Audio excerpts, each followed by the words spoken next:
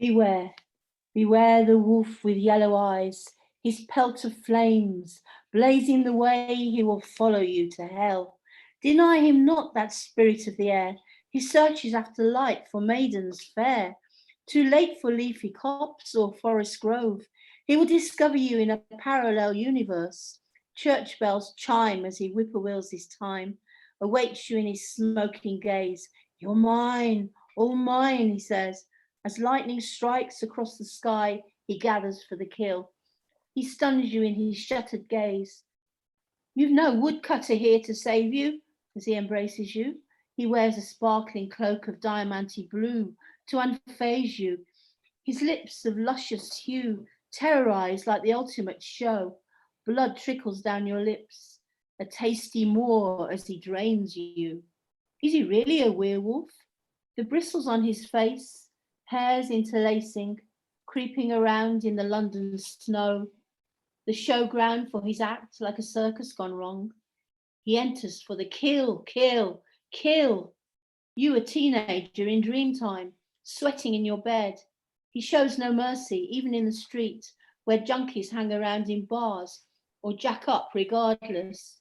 Yet the moon can spirit you away like a pregnant bride, your gift to time slotted on a card in your machine.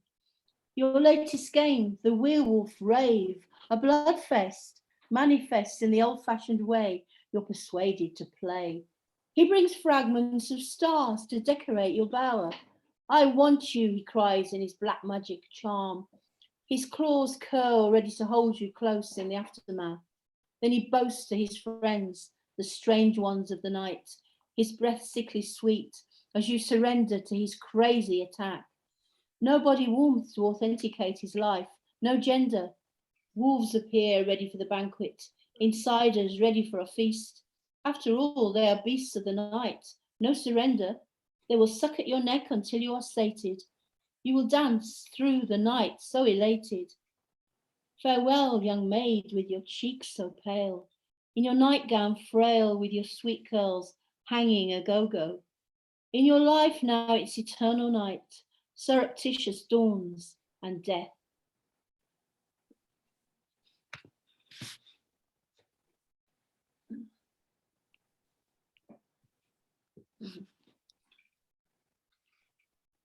Ow! Thank you, Michael. Right, this is based on a time I went to a folk club, one of the first folk clubs I went to, and I was quite young, and there was the singer in there. I took to him because he was Irish, and I thought, oh, he's wonderful. You know, I fell in love with him when he was singing. I wasn't very old, so this is called "Will Ye Gang to the Heelands?" Will ye gang to the Heelands, Lady Lindsay? He followed me out of the door of the folk club. Then came the Blarney, his charm. No, he was not good looking with his bristly moustache, glinting with spittle, and his skinny old man's frame. I looked at his boots. I always checked out boots. They spoke volumes with their muddy crust. He was a man who had travelled many roads. My travelling was mainly limited to school and back. I was 14 years old and had ventured out alone. He took my hand and engorged me with his flinty eyes. I felt my heart rumble like a resting volcano, spasming. Was this man a magician about to prevail me with spells? He hummed the song under his breath. I quaked at the knees. I was hooked in a rhapsody of trees. My legs brushed wild heather. Was it time? Wild mountain thyme with such a fragrance? We ascended the mountain track together, his hand still grasping mine. Was he to be my first love? Such romantic images he drew on my psyche. I liked holding hands. He whispered to me of sunsets, how the redness spread across the sky. I blushed, tore my hand from his iron grip. He smiled in my face. There were gaps in his teeth as if he had feasted on bones. He tripped me up with those laissez-faire boots, transferred his attention to my thighs. You're not real, I blurted out. You want to hurt me. But you like it, he declared through his scummy lips. All I could feel was pain as he twisted his fist inside me. My bride and my darling to be. As he persisted, I flew. I was on speed as I launched a kick to his balls. You're a fraud. You're just an old man with dirty dreams. I expunge you from my life. You'll never be a romantic lover. What a palaver over a touch of sex. Cold fish, he spat out. You'll never be anyone's bride, certainly not mine.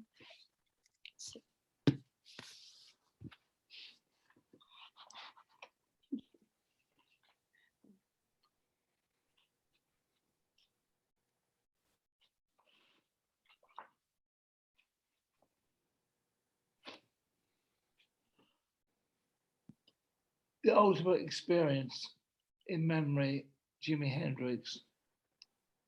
A phosphorus head pierced with light, struck from his matchbook, written over with purple haze, lit the smoking soundtrack, emitting pulsars, scratches.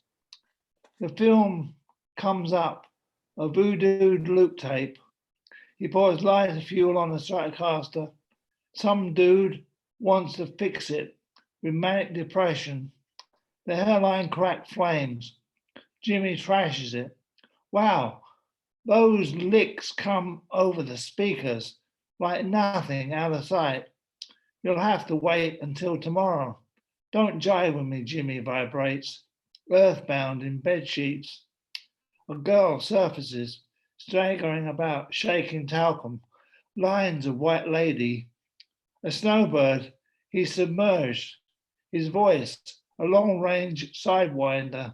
Okay, you don't live here no more. Go back, over yonder, way yonder, back across the hill. Like a channel surfer, he's bringing it together, expanding our fontanelle.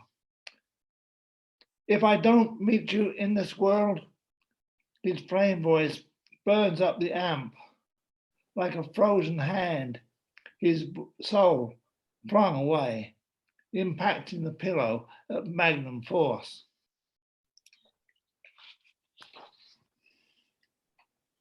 Injury time.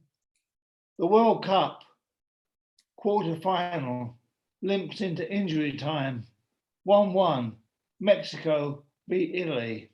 The town is an acropolis, red snapper collecting flies, scales of reflected sunshine. Porter Angel huddles around a grill pound TV, eyelids touched like Venus flytraps. Wee-ha! A Mexican wave of a raw, sun-toothed with mezcal, tannoys around town, pure libido, action replay, rubs in the penalty shot, just to prove there's life in death. Dogs and cockerels fight it out on the roof, pure machismo. The only Italian in town becomes an elected mute. The mezcal grub eaten as a potent hallucinogen. So much unfinished business switched off. Switched off like Michael Sindler for some reason. I don't know why. He's not. Are you sleeping, sir? No, Do you he's want not. some coffee? I can deliver you coffee. Good man. Good man in a tight corner. Eyes It tight was shut. really a bum night last night, right? All good. It's all good stuff. It's great. It's great to be on this channel. So I shall read another poem. Is that all right, David? Yes, indeed. I was waiting and hoping. Great man. This Great is man. the Baby Beats edition of our magazine Chimera. It's quite interesting. Yeah, and Robert was in there. Because I was the editor, that's why I mean. He was there. Apologies to my friend Generalissimo, but this is called Dance in the Garden of the Generalissimo. These geraniums are a minor crime scene. A smoky Persian steals out from his palms. The Generalissimo knocks back his draft of shadows. People are unseen dust on the surface. The Persian winds itself around his statue. Music strikes up pizzicato, bones and dust between the Persian's claws. The Generalissimo is never alone. Insects whisper, "You are mortal." Music to his ears. The constant lock and load of cicadas. There's always the skull of his first stallion hanging from a hook. He's walking the ash path to his roses, riddled with bones. Good for roses, I believe. And the buffing of leather jackboots, a garden of bayonets. There's something in Latin spoken, tongues of flame. Salvia generalissimo, from the root salvation. His eyes the color of petrodollars. An explosion in his skull. Cuneiform of crow's feet in mud swept to sand. A sack of gilt-edged shadows. The Generalissimo's face dissolves on TV. As creator of this peace garden, he walks through figments of flames. Flowers he confined on his tombstone. He's dancing with his new bride, saturated in aquatints, the perfume of fear. It's always night in the garden, under a summit meeting of stars, enough to upbraid the Generalissimo, his electronic hair, haloed his telecasts. Thank you very much. It's great to be here tonight. Cheers.